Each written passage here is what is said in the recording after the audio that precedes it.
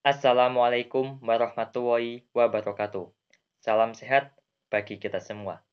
Perkenalkan, nama saya Muhammad Dwi Aditya dari kelas 11 MIPA 4 nomor absen 16. Pada kesempatan kali ini, saya akan menjelaskan tentang tokoh perjuangan pada masa pendudukan Jepang. Nah, pendudukan Jepang di Indonesia berlangsung pada tahun 1942 sampai 1945. Meskipun sangat singkat, namun hal tersebut sangat-sangat menimbulkan kesengsaraan dan penderitaan yang sangat-sangatlah pedih bagi bangsa Indonesia. Dengan adanya hal tersebut, mendorong para tokoh-tokoh pejuang bangsa Indonesia untuk melakukan perlawanan kepada Jepang.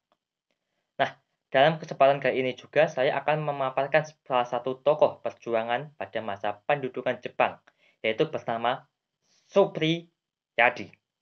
Sebelum melangkah lebih jauh mengenai tokoh Supriyadi, saatnya kita jedak jeduk santai dulu. Oke semuanya?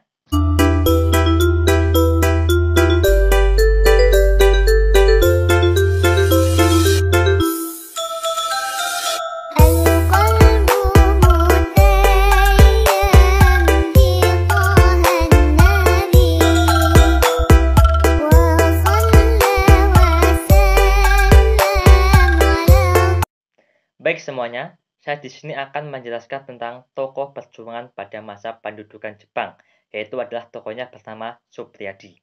Nah, dalam kesempatan kali ini juga saya akan memaparkan mengenai 3 subbab. Yang pertama adalah awal kehidupan dari Supriyadi, kedua, perjuangan Supriyadi, dan yang ketiga adalah akhir dari perjuangan Supriyadi. Nah, yang pertama adalah awal kehidupan. Yang pertama adalah Supriyadi, merupakan seorang tokoh pejuang dari Indonesia yang lahir di Trenggalek, Jawa Timur pada tanggal 13 April 1923. Beliau merupakan sebuah keturunan bangsawan dari Bupati Blitar dengan ayahnya yang bernama Raden Dasmadi dan ibunya yang bernama Rahayu. Sejak usia 2 tahun, beliau sudah ditinggal oleh seorang ibunya yang mana ibunya sudah meninggal. Sepeninggalan ibunya itu sendiri, beliau diasuh oleh kakeknya, yang mana asuhan dari kakeknya ini cukuplah keras.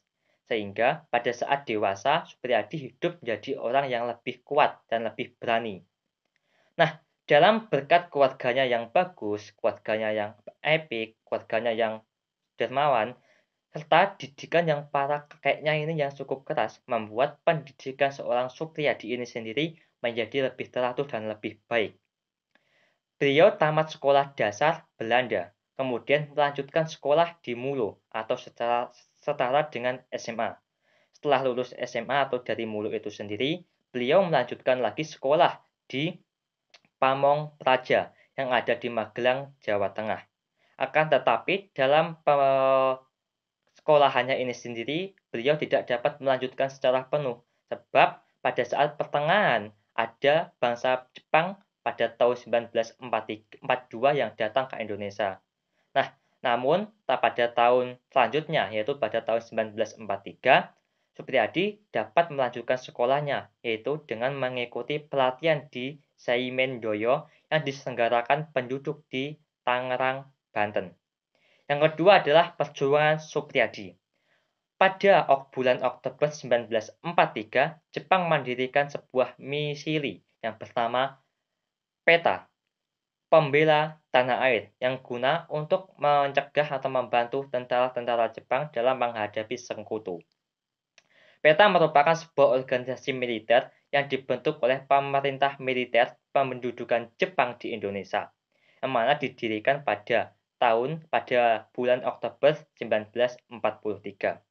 Yang mana Jepang merekrut pemuda-pemuda Jepang untuk dijadikan sebuah pasukan tentara yang teritorial guna menjaga keamanan Jawa, Bali, dan Sumatera dari serangan-serangan sekutu seperti serangan dari Amerika Serikat, Inggris, Australia, dan Belanda.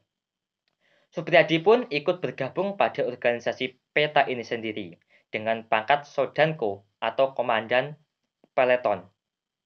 Nah, begitu selesainya pelatihan, Supriyadi ditempatkan di Blitar, Jawa Timur. Beliau bertugas sebagai pengawas para pekerja keras atau pekerja paksa yang disebut dengan pekerja Romusa. Pekerja Romusa sendiri merupakan sebuah pekerja yang berasal dari Indonesia, yang mana pekerja Romusa ini dituntut untuk bekerja secara paksa dalam membangun benteng-benteng pertahanan yang ada di Indonesia guna untuk membantu membantu tentara Jepang dalam menghadapi sekutu. Nah, benteng-benteng ini terletak di pantai-pantai perbatasan yang ada di Indonesia. Nah, para pekerja Romusa ini dipekerjakan sangat-sangatlah tidak manusiawi, sebab mereka bekerja tanpa mengenal adanya batasan waktu. Sehingga dalam suatu pekerjaan paksa ini, banyak ditemukan pegawai atau pekerja Romusa yang mati karena kelaparan atau bencana penyakit-penyakit yang menyerang para pekerja itu sendiri. Nah, pekerja Romusa tersebut yang merupakan orang Indonesia sendiri, yang mana jika dikerjakan secara paksa, sehingga membuat hati seorang tokoh yang bernama Supriyadi ini menjadi kasihan. Nah, dari berkat itu sendiri, seorang tokoh ini sendiri bernama Supriyadi berhak atau melakukan sebuah pemberontakan kepada pemerintahan Jepang. Ketika pada saat melakukan pemberontakan kepada pemerintahan Jepang, seketika itu juga Soekarno datang untuk berkunjung ke Blitar. Pasukan yang ada di peta ini memberitahukan kepada Soekarno. Akhirnya Soekarno meminta untuk mereka mempertimbangkan kembali untuk melakukan pemberontakan kepada pemerintahan Jepang. Namun, Supriyadi pun sangatlah yakin apa yang dilakukan ini sangat-sangatlah berhasil. Sebab sebelum beliau melakukan pemberontakan kepada pemerintahan Jepang, beliau sudah melakukan sebuah perundingan rencana, perundingan atau perorganisasian yang mana perorganisasian ini sendiri dilakukan dari waktu yang cukup lama, yaitu sejak pada bulan September 1944. Supriyadi menilai bahwa aksi itu akan menjadi sebuah revolusi untuk menuju sebuah kemerdekaan bangsa Indonesia. Sehingga pada akhirnya tanggal 14 Februari 1945 yang ada di Blitar, pasukan peta yang ada di Blitar yang didukung atau dipimpin oleh Supriyadi melakukan serangan kepada pemerintahan Jepang. Namun sayangnya, pemberontakan tersebut dapat dicegah sangat cepat oleh pemerintahan Jepang. Dalam waktu yang sangat singkat itu sendiri, pasukan Jepang datang untuk memadamkan pemberontakan yang dilakukan oleh peta. Dengan sebanyak 78 anggota prajurit dan perwira dijebloskan ke penjara untuk diadili di Jakarta. Sebanyak 6 orang divonis hukuman mati di Ancol pada tanggal 16 Mei 1945 dan 6 orang lainnya dihukum mati serta orang-orang yang lainnya yang mana dihukum sesuai dengan tingkat kesalahannya. Nah, dalam perjuangan ini sendiri konon digadang-gadang Supriyadi merupakan seorang pejuang yang mana sangat-sangat sulit untuk ditangkap oleh pemerintahan Jepang. Mengapa pada saat Jepang ingin menangkap Supriyadi, tapi tidak bisa? Karena kelincahan dari Supriyadi yang sangat lincah serta cekatan dalam bertindak untuk memindahkan dirinya sehingga tidak menjadi dirinya ini apa namanya apa yang menjadikan dirinya ini tidak bisa ditemukan atau tidak bisa dihukum oleh bangsa Jepang itu sendiri. Nah, selanjutnya saya akan menjelaskan yang poin ketiga, yaitu hidup akhir dari seorang Supriyadi ini sendiri. Setelah Indonesia merdeka, tepatnya pada 17 Agustus 1945, Indonesia pun, Supriyadi pun diangkat menjadi sebuah menteri keamanan rakyat, yaitu pada tanggal 6 Oktober 1945.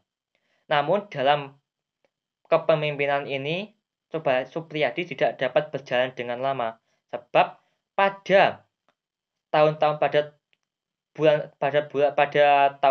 tanggal berikutnya sekitar 2 minggu Supriyadi tidak bisa melanjutkan. Lebih tepatnya pada tanggal 20 Mei 1945 Supriyadi pun tidak bisa melanjutkan pemimpinan ini sendiri sehingga Supriyadi digantikan oleh Imam Muhammad Suliyo Adi